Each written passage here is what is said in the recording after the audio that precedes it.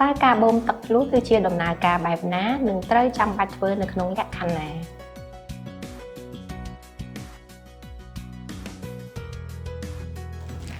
ចា៎ជំរាបសួរនាងខ្ញុំវិជ្ជបណ្ឌិតស៊ិនរចនាឯកទេសសម្ភពនិងលោកស្ត្រីការបូមទឹកភ្លួគឺជាតេស្តវិនិច្ឆ័យមុនសម្រាមមួយ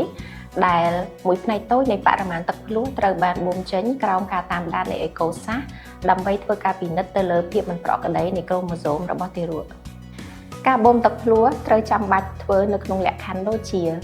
ប្រវត្តិគ្រួសារមានជំងឺដំណពូជណាមួយឪពុកឬម្ដាយមានជំងឺដំណពូជដូចជា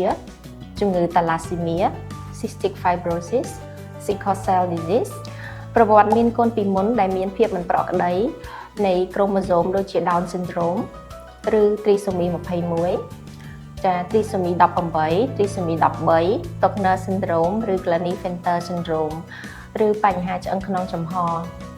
ភាពមិនប្រក្រតីរបស់ទារកដែលត្រូវបានរកឃើញតាមរយៈអេកូសាសដូចជាស្រមាកញ្ចឹងកក្រាស់ខុសធម្មតាទារកពុំមានឆ្អឹងច្រមុះ